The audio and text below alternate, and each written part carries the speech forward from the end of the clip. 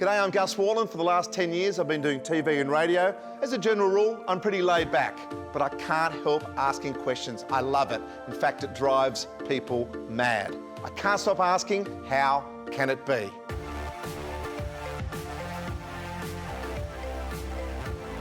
There are things that frustrate me, things that I love, things that I'm passionate about. Things like Australia's addiction to sport, 3D printing buildings, driverless cars. Anything that can transform our lives right now and into the future.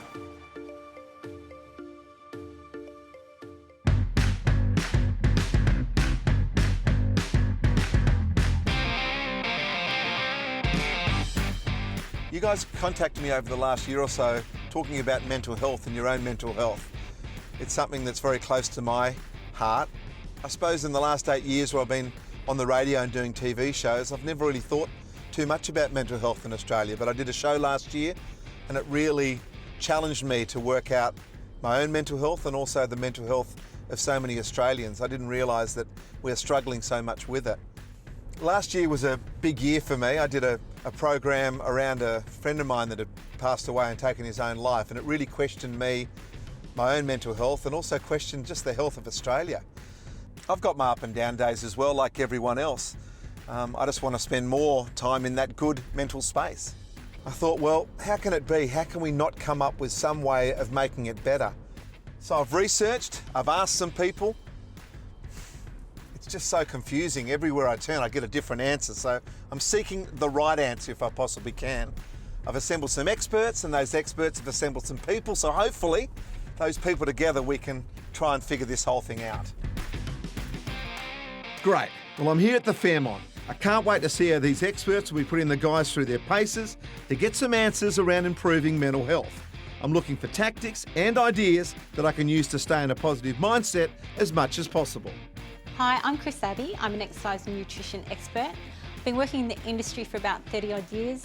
I love helping people and I love real food. I'm Dr. Brett Teal. I've had 30 years experience in molecular pathology and molecular genetics. I'm passionate about the role DNA can play in improving people's lives. Hi, I'm Annie Clark. I'm a psychologist who's had 18 years experience in the mental health industry. I'm really passionate about helping people through difficult times to lead happier, more purposeful lives. Thank you so much, guys, for coming, my team of experts. You're welcome. I've got all this information out there. I don't quite know how to pull it all together. I don't have any answers. How can it be that we've got such a problem when we've got so much information? So you guys will be able to help me. When I Google, you guys keep popping up, so I thought, awesome. Let's get them all together. I've got you together, so hopefully within a couple of days, we've got some other people involved as well. A couple of days, we'll have all the answers to what is a pretty major problem. Let's get to it, eh? Okay, fantastic. So, I've got my team of experts, but before we get started, let's see who the experts have lined up for us. I'm looking forward to seeing what makes them tick. Okay, there are 3 teams. We've got mum and daughter, Tanya and Tash. Mum's been through cancer. It runs in the family. And we're meeting the daughter too. Next there is Blythe. Okay, she's had a really tough year, but she's in an amazing headspace right now, so can't wait to find out more about that. Then there is Adam, supported by his cousin, Dr. Katrina Warren. I know her. Man, it's lucky Adam is even with us today. Right, I'm good to go, and I'm ready to meet the guys, but I'm still not sure about all this talk of DNA and how it's connected to mental health. What even is DNA? Do you know what DNA is? Yeah, I guess so. The genes that make up your person. DNA is, I guess, what you're made of, like what you're actually, what you're built from, essentially. It carries what my parents give to me, what their parents gave to them. So I guess, saying something like diabetes goes through the genes and stuff like that. So there could be a chance that I might get it. So, yeah. Do I think my DNA could affect my health? Yeah, I guess it probably could. Depending on what kind of, there could be defects within my DNA that I don't know about. So I'm sure it could at some stage, yeah. Well, I'm still confused. So let's find out what our experts have to say. Right, DNA. DNA really is a set of instructions that is set out for the body. There's 6 billion bases, 2 pairs of every chromosome. It's not really flexible in what we have, and it tells us who we will become. things that you actually think are personal characters that you've learnt, traits that you've learnt over time, may in fact be part of your DNA. Whether you are an empathetic person, whether you stress a lot, whether you have anxiety, how you digest food, what your body needs in order to achieve an outcome can actually be seen in your DNA. The mutations that are actually there, the slight changes that are present in that DNA, can now be tested to actually see whether or not you will respond to certain drugs, whether you are prone to certain diseases, certain cancers, certain infections in this case. So your DNA is very important. Understanding that DNA as we move forward is actually going to be more and more important for the everyday person. Okay, so it's getting a little clearer. But what's its connection to mental health? I've had wellness coach and expert Chris Abbey come into the studio this week to tell me more about it. And welcome back on the Grill Team on Triple M. Gus Worland here, and I've got a member of my, well, what I'd say sort of a super panel, if you like, trying to work stuff out about DNA. And Chris, you're with me this morning. Welcome to the Grill Team. Thanks, Gus. So why do you think, because as soon as you hear DNA, you think scientists, you just sort of see elaborate things going on. Why has it become such an easy thing, and why don't we know how easy it is to get done? Yeah, good questions. I think firstly, it's become an easier thing because we're learning a lot more about DNA. We're learning about lifestyle DNA or plastic DNA, which is the part of your DNA makeup that you can actually influence through your lifestyle. Okay. And you know, as science progresses, we're going to learn a lot more about how changing and altering our lifestyle can affect our health. So if I look at my mum and dad, I've got obviously their DNA on me. How much out of 100% can I sort of, you know, influence? About 0.001%. Okay, that's not a lot. No, it's not, but that's a really big difference. So you have brown eyes, you'll never change your eye colour. Thanks for noticing. They're beautiful too, guys. But what you can change is if your DNA test comes back and shows that you're predisposed to certain lifestyle factors or mental health type issues, through your lifestyle we can actually influence that DNA to not switch on. Gee, that's amazing. Well, in order to get my DNA tested, I had to supply a sample. I've got a kit here, I'll show you, and we'll do a test right now so you can see how easy. It's literally this. You take out the little swab, cheek swab, put it back in, and that's it. All right, well, shall we do it? Let's Okay, do it. no problem. So it's as easy as this. Just sort of turn that.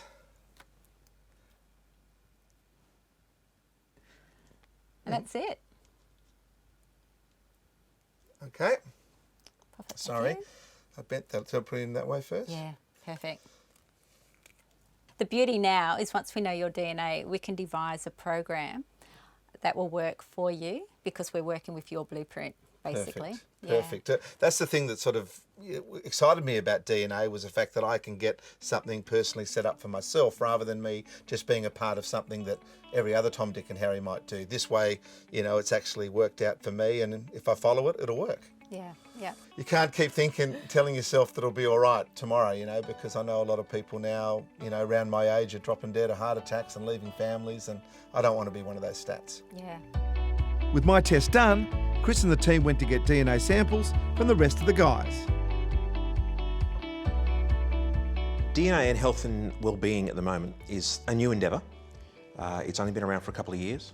Because DNA is a set of instructions, and we can actually understand from that how the body will respond to various things. As I said, how it responds to drugs. Food is really just a drug in its own right. So we intake food, how the body processes that, whether something's good for us or bad for us, whether we can process a lot of glucose, how that works. Diabetes is an outcome from that. So certain people can process glucose in a very good way, other people cannot.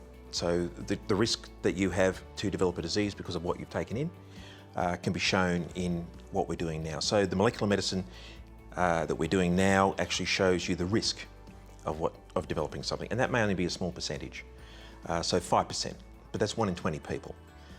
For a general population, it's only 1%, 1 in 100. So if I was one of those people who actually that knew that it was 1 in 20, I'd want to know about it.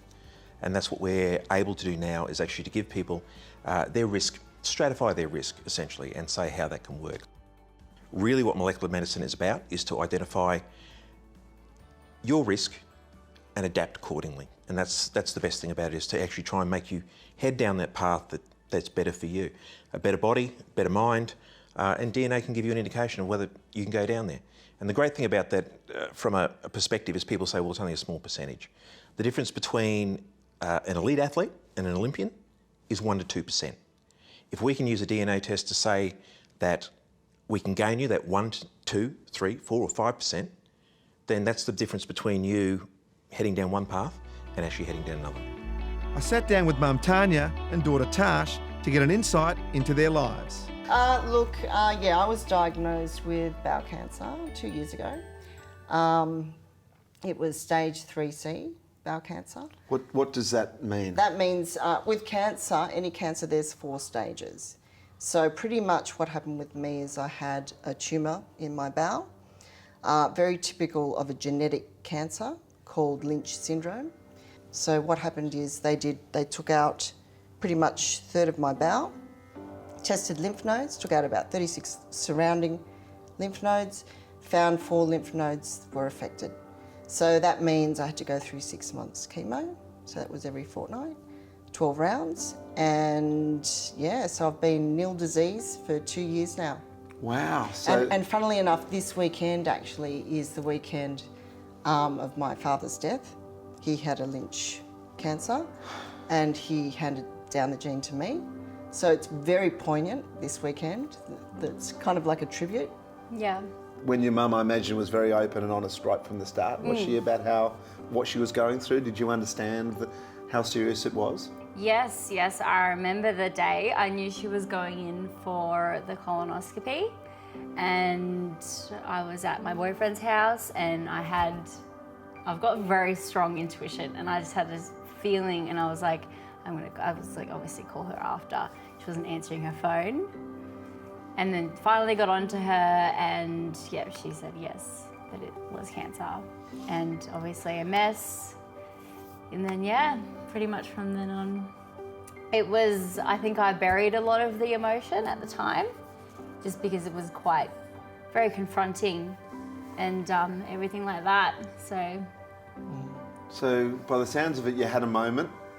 Yeah, I'm very, I'm actually quite reserved with I don't like to show people my emotion a lot. I'll usually barricade off. And I think I kind of had to be a bit like that at the time, just to be strong for Mum. She was very good. That was mainly a big role reversal for me. It was time to be the mum, take care, make sure that she's okay. Wow, what a battle and what a bond they have. I just wonder how it can be that they're in such a good headspace going through so much. The experts tell me that the combination of activity and their DNA play a huge part. Let's see what they mean by that. So the DNA results, Chris, that we found with Tanya and Tasha, being mother and daughter, are actually fairly close together. One thing we did find out with Tanya was, in fact, that she has less of a propensity to actually exercise. So that's something that you'll need to make sure that we can deal with.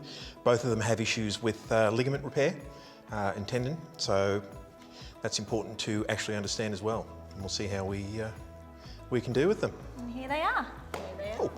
Hey, ladies, how are you? All warmed up, ready to go? Yeah. Okay, so we have a resistance training program for you both today. So have you done much with weights? Yep. Yes. Okay, so the aim is we want to build your lean muscle. Okay? Sound good? Good. All right, so the first exercise we're going to do is start with chin-ups. Shoulder width apart grip. Pull yourself up, down, up, down. Okay, who's... Okay, if you can't pull, that's all right.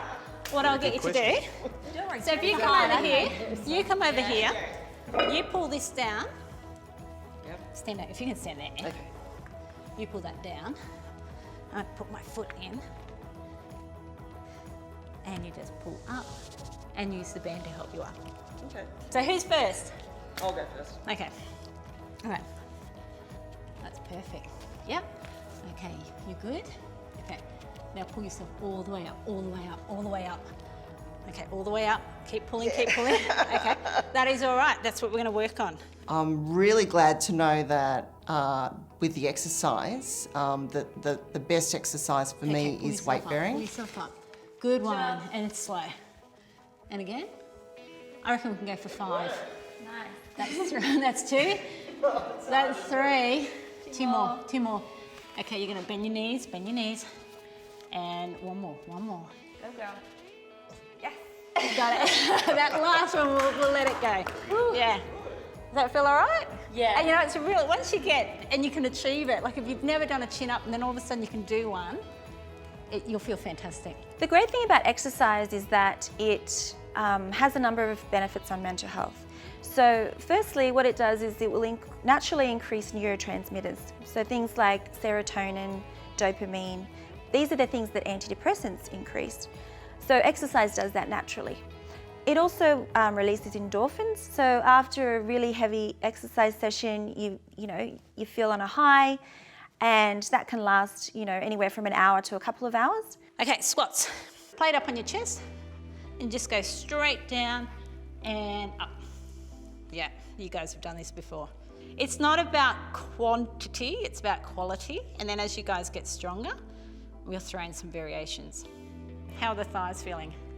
Good? All right, okay, good. Definitely warmed up now. The other great thing about exercise is that it burns off stress chemicals. So when people become particularly anxious, they produce a lot of adrenaline and cortisol. So exercise is really good at burning off those chemicals in the body. Just right down. Take your hands a little bit further apart so you've got room to get down. So normally I do a lot of yoga and bar, a lot of that kind of thing. So usually just working with my body weight, which they actually said is actually good for my DNA. But also they said that I could use some light weights would probably be good for, so mainly for me is building muscle is what I should be doing. And this is really, if you do have back issues, really important whenever you're doing anything for your core, you've got your back nice and flat, and flat. So bring knees in and then down. I would be flat. Okay. Yeah. Yeah, all right. Okay. So you can do that, and that's going to really build your muscles. It's a better way, isn't it? Yeah, Much better for me. Yeah. Okay, good. Okay, what I would recommend is, again, you work your core through using your lower abdominals and engaging them, turning them on. So what you would do is a similar thing to what Tash just said. Support your lower back, hands up. Take your legs straight up. This is going to have no pressure on your joints. Flatten out your feet, and then just go up to my hands. Bring your feet up. Lift, lift, lift. Use your, yeah, that's it. See, and you need to do a few of those. Basically, with weight-bearing exercises are really good for my joints because my joints have been shattered through chemotherapy. So weight-bearing exercises are great. That was a good revelation to me. Tash, I'll get you on the weights. You're just going to do some bicep curls. Just curl it, curl it, curl it, curl it. Yep. Tanya, can you do a tricep dip? Yeah, that's fine. Okay, but if it's too much, I can get you another set of weights and you would just do a tricep kickback for me. I can do that. Yep, okay. Tash, you're just going to do straight up bicep curls. Is that weight okay for you? Yeah, that's right. Yep, okay, and let's get 15 or 10. Yep, okay. I like that number. Okay, so, okay, now you need to engage your core, you need to get your stance right. Yeah. So it is just get your technique right, curl it up, curl it up. Yep. So that was burning. Definitely. Yeah, all right. It was really good. I got to know like what was good for my DNA basically, and just what kind of exercise I should be doing, which I feel like really benefits me because I do have a back problem. So I've got scoliosis, and so it's good to know what I can and cannot do and what's going to be good for my body. So really what I want you guys to focus on is start getting more familiar with weights and start using your body weight a lot more. And that's actually going to help you build the muscle, as I said, which will help with your metabolism. I wouldn't do weights every day. I'd look at doing it sort of 3 times a week. Allow yourself to recover between each session. Really important. And experiment. You know, if you're in a gym, use some of the equipment because you can't really go wrong on the equipment. Don't go too heavy.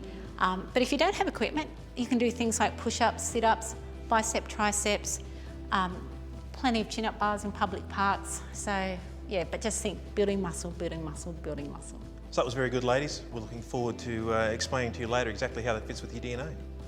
Okay, I've got you guys. I'm getting the picture that exercise plays a key part in influencing your mental state. Now I'm off to catch up with Blythe. Blythe, hi, how are you? Hello Gus, I'm wonderful, thank you. Now tell us a little bit about yourself. Well, what's there to tell? I'm a mother of 2 beautiful daughters, Mackenzie and Matilda. I'm a wife to one gorgeous husband, Murray. I run my own business, so I'm a business owner. So I wear lots of hats. I'm juggling lots of hats, as all of us do. Now you've had some ups and downs, you know, in your life, and one thing I wanted to talk to you about was your beautiful house burning to the ground. Tell me about the emotion that day and how someone like you coped with that and managed your husband and the kids. Yeah, I can laugh now because it's all in the past. Yeah, that was an interesting day. So to set the scene, I was in Darwin. I travel a lot, so working for my own business, it's wonderful, but it does mean I travel. So this week I was in Darwin, and I'll never forget it because I was actually sitting with a new client having like a meeting and never met this poor lady, and then suddenly I'm getting these text messages from my neighbour, and I said to her, do you mind if I just get this message, because it's not usual that my neighbours text me. Anyway, cut a long story short, I call and she says, oh, Blythe, where are the girls? Oh, so my goodness. heart kind of sunk, and I went, oh, there, and I knew where they were, and I said, why? And she said, oh, because there's smoke coming out of your house is on fire. So there was a few profanities in front of the new client, which I did, I did subsequently apologise for that. And so look, I definitely went into a bit of panic mode, without a doubt. I made all the phone calls, the girls were fine. I rang my husband, he was on the Manly Ferry coming home. And the hardest bit was that we didn't know what was going on. So the whole uncertainty piece, and the more I know about the brain and uncertainty, we start to fill it with stuff. So of course, I was filling it with the worst case scenario. It wasn't a great scenario. The good thing was no one was hurt, so that was the best outcome. So then it was the journey of rebuild, because at first I remember calling saying, oh, so what, do we just have to redo the kitchen? And they're like, yeah, maybe. And then, you know, maybe the living room as well. Yeah, maybe a few other things, and then it hit asbestos in our house, and so then it contaminated the whole house, and you know, basically we rebuilt the whole house. Now the great thing about this DNA test, it reveals what exercise and activity would be the most beneficial for you. With Blythe's test results back, the team worked out an exercise plan unique for her. Hey guys. Hello. How was it? Great. You feeling energized? Feeling good, thanks. Awesome. Good to hear. So do you want to have a stretch, Blythe? And I'm just going to chat to these two about what we're doing with you. The DNA work that we actually saw on Bly shows that she has a fast twitch muscle fibres. Yes. Power. Yep. So we're talking about strength sort of work. So this is her neck of the woods. Also ligaments and tendons. She's got a mild event of that, so things to consider. Yeah. So what I thought we'd do with Blythe is get her doing sprints. So working to a fast twitch muscle fibres, and then between each bout of sprinting we'll have a recovery, and we'll do a little bit of power work and then go again. Sounds good. Good. All right, I'm going to go and catch up with Blythe. Awesome. I'll see you in a bit. Good luck. Have fun. Okay. All right, Blythe, you ready? Ready as I will be. Yep. Okay, so what we're going to do is sprint up, and then we'll sprint up as, say, 80%. Okay. Then turn around, we'll walk back, 10 push-ups. Okay. Catch your breath, sprint up, turn around, come back, plank. All right, Okay. we'll just repeat that 3 times. All right. Okay, you ready? Yeah. Okay, I'm going to go with you, but do not worry about me lagging behind. Okay, ready, set, go. All right, pump, pump, pump, pump, pump, pump, pump, pump. That's it. Good job. Good. All right, that's one just gonna down. walk down. One down. I love the cheer squad up the back there. Yep. All right, okay, let's pump them out. 1, 2, 3, 4, 5, 6, good.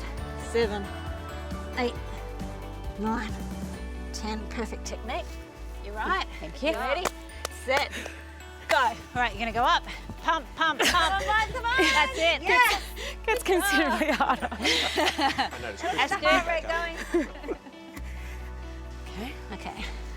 So just We'll do a 30-second. Yep, down on the elbows. Okay, you're right, bum down. There's bumps down. Yep, she read my mind. Okay, this will allow you to just recover. It's also good for your core. We're doing this one. Cool. Awesome 4-minute plank, Blythe. Well done. All right. Okay, are we ready? Last time. I'm going to come with you. Ready? And go. Go. Push. That's it. Awesome. Yes. Okay, we're not done. We've got one more thing down here. One more thing. One more thing. Have you done mountain climbers? Oh, yes. Yep, all right. So we'll just do 10. We won't do Okay. them with the jump or anything. We'll just do them static. Okay. So down, and then just bring elbow to knee, or knee to elbow. All right. Let's just check. Yep, good. How many is that? 4, 5? Oh, keep going. 8, Yeah. 9, 10. All right, this time when you go, you are going to sprint as hard as you can. Ready, and go. Last one. Like I was the biggest loser. Good job. Well done, that was fantastic. Thank you. How are you feeling? How's the heart rate? Yeah, it's high, but I feel great. Okay, good. Now back to my chat with Tanya and Tash. I delve a bit deeper. All right, this particular cancer that you had and what you've gone through, is that something that can end up being a part of Tasha's? Yeah, so with Lynch syndrome, Tash is at risk of 50% for it to be handed down from me. So, and what happens with the gene mutation, it doesn't skip a generation. So my father had it, his father had it. My grandfather, his father was 28 with bowel cancer when he died. That was a red flag to me. Yeah. And that's what caused me to take action, and I started screening myself. Okay, So so my- where yeah. are we now in terms of you being, do you have to be at a certain age to be tested or? So Tash is at the age, Yeah. so we're actually planning to get the test done. Yeah. So very how's shortly. that for both of you then at the moment, emotionally? It's all right. I think look, you get the test done, and then pretty much 6 months later it comes back. So it's kind of like The results take 6 months to... Very comprehensive genetic test, yes. So it's just They're looking should for a just get missing gene. And Yeah. is there some sort of percentage rate that you may or may not get it? It's 50%. 50% chance that I could or could not have the gene Yeah. Right, because of my dad, obviously. I understand. Okay, so you go for the test, comprehensive, then you have to wait 6 months for the result. 3 to 6 months. Okay, but even 3 hours in certain circumstances, when you're talking about this type of thing. Well, you know what, Gus? The thing is, the way you can look at it, and the way I've said to Tash how you can look at it is positively, because no matter what, we've been waiting to get the test anyway. So get the test and just put it out. And I know it's easier said than done, but that's what we've been doing anyway. So get the test, because knowledge is power. Tasha, Yeah. how do you feel? Look, I'm just trying to put, like, it's kind of weird to say, but almost have it like it's not even there. Because even if I do have it, yes, I can be precautionary and everything, but I'm already being in that way. And then I'm also looking at the ways where it's 50%. So it's about education, power, and self-empowerment. You know, if I had have known, say, 10 years ago when I was partying or, I would have like curbed that a little bit. You know what I'm saying? I'm good. So it is about, that's the message. It's such an emotional story, and you've shown so much strength. I came this weekend asking the question, how can it be? Some people take a certain path, and others, I just love so much the attitude and the way that you've looked after each other and the way that you're looking at the future. And I've got a feeling that positivity is going to really help you, and it has certainly helped you through your battle. Well, you're an inspiration, and you're both beautiful, and thank you so much for sharing your story with us. No worries. Thanks, guys. Thank you. Now I'm learning a lot, and it's time for Tanya and Tash to understand their DNA results and how that might impact them. Hi guys, good to see you back from the gym. We've been through your DNA results. Good. And some of that was actually why you were trained and how you were trained. We see that you have slow twitch fibres in your muscles. So you're not what's that? fast. So rather than being a fast sprinter type person, you're more of a slightly endurance type person. So Okay. you're more likely to benefit from longer. Really? Oh, damn. funny you should say that, because one of the other things we actually test for is the propensity to actually want to exercise. And what I can tell you for a fact there is that you have a low propensity to exercise, which probably just reaffirms Funny from the that. statement you've just made. Yes. And Tasha, you're actually above average. So rather than based on the average, you're actually more likely to want to exercise. As we're learning more about our DNA, we're also learning what exercises are better suited to our body. But we're also learning that some people have a high propensity to exercise and some people don't. And I'm sure there's a lot of people that go, I just hate exercising and I can't explain why. That could be in their DNA. One of the other things we found is you both have a poor fat metabolism. So why are you what's that about? What does that mean? Okay, so it means that your body It's not struggles to metabolising. metabolize fat, so you're more inclined to, it will sit there and it will store. Your body's not utilizing it as an energy source. Okay, and the other thing we did in the gym was to get more for your benefit, Tanya, is to get you working out together, because you do have a low propensity to want to exercise. It's, you know, find someone that you enjoy their company and do something active with them. That's what you have to know. You've got reasonably good liver functionality. So as far as the ability to get rid of toxins out of your system, you are good at that. There are people who are low or slow ability to eliminate toxins out of the system. You guys are pretty much the average. Tasha, you've got a low absorption risk for various things that require B12 supplementation. Yeah, So that's Oh, very wow, low. yeah. Okay. We There had, you go. Low in B12. Very low in B12, I know. And do you supplement? I have to get injections. Okay. And I Yep. also take the supplement. So just wrapping up on your diet, because there's so much more we could go into, but I think what will help you is to have one or two actions to take away. And it sounds like you're doing a lot of that already, but I think understanding your fat metabolism, your best bet now is to eat foods that, or fats that come from a plant source as opposed to an animal fat, okay? Because your body will absorb that better, okay, rather than store it. that's very true. So, how do they go on their mental health profile? in the mental health profile, well, one of the things we do look for is Nothing you can do about this one. It's all the way there. One of the things we do look at is the COMT gene, which actually determines whether you're a warrior or a warrior. So whether you, Wait, a warrior or a warrior? warrior? A warrior. Yeah, like Oh, a yeah, a warrior. or a warrior or something Yeah, that worries. this will be interesting. So that's what I think I know what what I that. am. You think you're a warrior? Yes. Oh, what was she? Well, in fact, you're actually a warrior. Oh, wow. Yeah, there you go. Right, see, I told you. Annie, you want to give them an idea exactly the difference between a Well, warrior and a warrior? a warrior is somebody who's very resilient. They're a go-getter. They strive to do things. Very goal-driven. Yeah. Whereas a warrior will sort of be more hesitant, worry about things more, put a lot more thought into it before they act. So what was Mum's profile? Well, in fact, she sits between the two. So you're a bit of both. heterozygote, which means you've got one good and one So I was bad. going to say definitely a warrior. So, Yeah. so you aren't a person that just goes from point A to point B. You will still think about things. So we'll just talk very quickly now on detoxification, because that's also really important to overall health. Because a clean body, clean mind, you perform at a much better level, and you're just happier and healthier within yourself. Especially for you, Tash, is actually do a really good detox, like a 4-week detox. Get your baseline back, and then build up from that. Yeah. And that's going to be really good for your health. So now with all the results, you feel like more prepared, to, I guess, in your life goals and the way you're going to treat your exercise and your diet and, No, it's really good to have the confirmation about what my body, and especially Tash, because, we're a package here, how we will respond to, exercise, what kind of exercises, especially, with my given history and battle with cancer.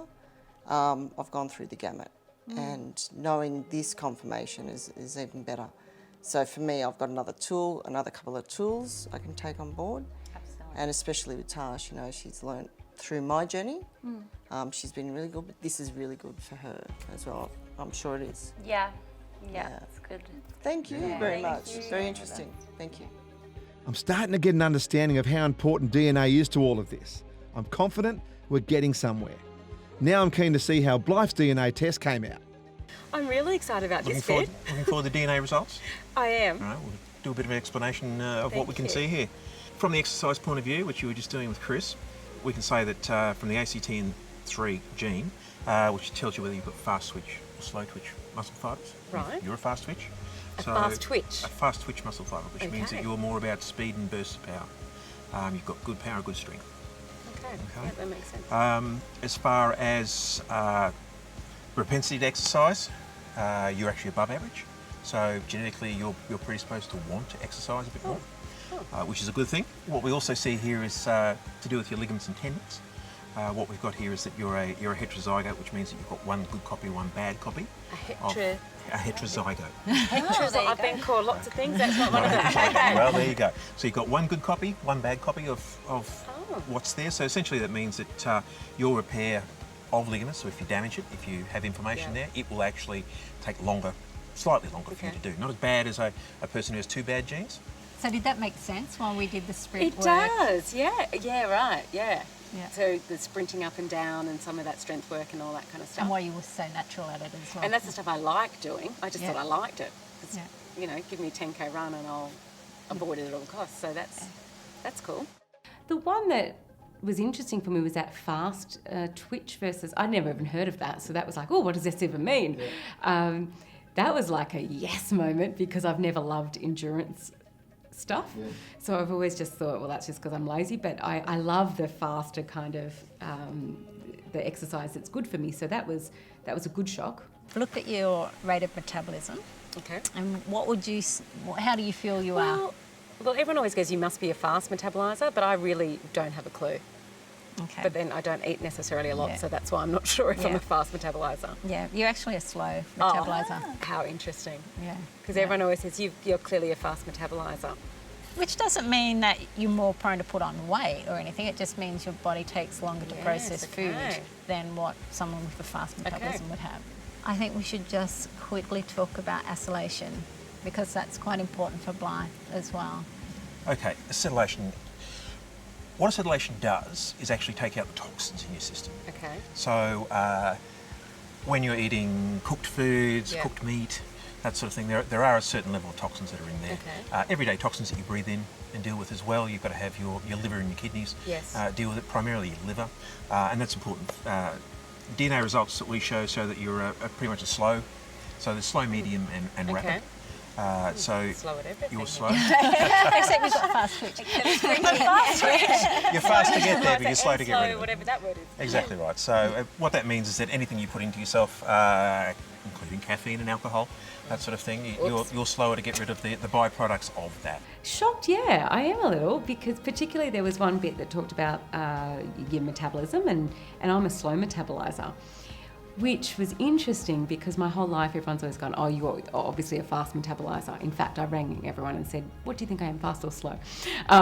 Because it's one of those things people have always made assumptions, so I just kind of went along with it. So to find that out was interesting. Yeah. And then to find out, obviously, the way my diet currently is not going to help with that. So that was a bit of an eye-opener, but I'm excited because I think that the more knowledge I have on this stuff, then it becomes more power for me to be able to do something with it. But the other thing I think is really important for you and your profile is your detoxification, okay? So I know you love your glass of wine at night. Just a glass. Yeah. Now, the good thing with you, I'm going to preface with a positive, is you've got fantastic clearance. Like your body's very good at detoxifying itself. Okay. Okay. But you're not doing it any favours by the diet that you're having. Sure. Okay. Mm-hmm. So one of the things I really want you to do is to focus on is to eat breakfast. Okay. Breakfast, yes. Try and cut back on, you're picking at, the wrong snacks. Yep. And having snacks with protein and things to boost your metabolism. And then looking at your detoxification, supporting that with really good antioxidant-rich foods. So lots of green leafy salads. Okay. Yeah, things like Yep, that. okay. Anything with vitamins A or C or E. fantastic for you. Okay. Okay. Look, the big thing for me was understanding my body more, so that's a good thing. I do a lot of stuff with understanding the brain more, so that's good. But then it's like, okay, well, let's understand this blueprint more. So I need to get my head around that a bit. But then to go, okay, well, is my current way of perhaps fueling myself working for my blueprint? And the answer is probably no. Right. So then I've got to do some stuff around that. Yeah. I was curious how Blythe came up on her psychological profile. Yes, well, the majority of the things we actually saw were actually, there was no great positives or negatives, but one of the things that we actually look at in this profile is actually the COMT gene, which actually tells you whether you're a warrior, somebody who goes out and fights, or a warrior. And in this case, for Blythe, she's actually a warrior. Oh, fantastic. So that means that you're very resilient, that you'll go out and get things done, that you're a go-getter. Do you find that in your life? Are you Yes. Like, I'd be lying if I said I didn't, yeah. That doesn't surprise me. Yes. But that's good. It's It's nice to hear it. Yeah. I'm a warrior. Yeah, which didn't surprise me at all. I would have been shocked if I was a warrior. The only thing that you'd have to watch for would be because you take on a lot, because you're helping a lot of people and taking on a lot, you would really have to look after your self-care. So making sure that, you have some downtime to, either meditate or just to let that stuff go. And also focusing on self-care in terms of making sure you exercise, get enough sleep, diet, and now you know the right way to exercise, the right diet to have. You can really put that into practice. The more I understand about my own blueprint, the more I can go, well, are the choices I'm making going to help me when push comes to shove, when I'm really down in my deepest or not in a good headspace? Are the foods I'm fueling myself going to help that or hinder that? Life's definitely onto something here. Now, during my chat with her, I asked her about a time in her life when things got a bit turned upside down. We just moved back in, so it was I'll never forget, it was the 26th of August, so we moved back in. It was beautiful. Celebrating, it was awesome, and then it was 2 weeks later, so it was the 8th of September, and I just got home from a client, had a wonderful day with this client, so I was really pumped, said to the girls, right, we're going out for dinner, get ready. And then, oh bless them, they ran to the window and they said, Daddy's home, because he rides a motorbike. And I said, okay, let's go. And then they said, oh no, it's not Daddy. And so of course I then checked my phone, my watch, and went, oh, he should be home. So I made the phone call to his mobile, and not really thinking it would answer because he's supposed to be on the motorbike. Yeah. But I just thought, in case he's stuck in the office, I'll just call. Anyway, it answered, and it wasn't Murray. And so that was, when you kind of go like that to the phone, I thought, no, I've rung the right number. Right. And this gentleman said, hi, this is Duncan. I'm a paramedic. So straight, and he said, I'm with Murray. I'm with your husband at Royal North Shore. He's been in an accident. Well, yeah. So then the old, the heart just dropped to there, and the girls were there. And then I said to them, you've got to go upstairs to our beautiful neighbours, because I could feel myself getting upset and I didn't want them to see me. And my little one, I'll never forget it, she's just going, Daddy. Oh, it breaks my heart. She was just, and my eldest, who is like the rock in the family, she was 9 at the time, she said, come on, Maddie, come on, I'm taking you upstairs. She worked it out. Oh yeah, so she knew. And so she took Maddie upstairs, and anyway, and I said, how bad is he? And they said, very cagily, he's stable. I just went into complete panic mode. And because I was thinking, if he's because he was on a motorbike, right? So I'm thinking, of course. Anyway, it was a long drive to Royal North Shore. When you got that phone call and you spoke to, what was the name of the... Duncan. Duncan. So you spoke to Duncan. Is he just running through protocol with you, do you feel? Because you're obviously in shock. Yeah, he really didn't give me much information, which I'm thankful for now. He was very good. He just said, because I said, I've got 2 daughters, should I bring them? And he said, no. And I said, okay. So then I'm thinking in my head, that's not good. No. And I said, how bad is he? And he said, stable. And I said, are there any broken bones? And he said, yes, there's multiple or something. So then I think I started getting a bit panicky. And then he was really good. He said, look, just take a few breaths, just make your way to Royal North Shore. and we'll see you then. Wow. And what, in the end? So in the end, so I was about to vomit going in, I really was. Poor Tom, I said, I can't go. I actually didn't want to go in. I said, I can't go in. And thank God he's, come on, we can go in. And I see him there, and he's like, and I could see him moving. So that was as soon as I saw it, I straight away like burst into tears, and think I nearly wanted to punch him in the head, but I didn't. And I was like, you're natural reaction, I'm assuming. You're moving. So that was like tick. And then, a few things happened. He actually didn't have any broken bones, which is ridiculous because he was trapped under this. There's someone looking after Murray. But they said he's got some internal damage. So then I started going into a bit of, this isn't good.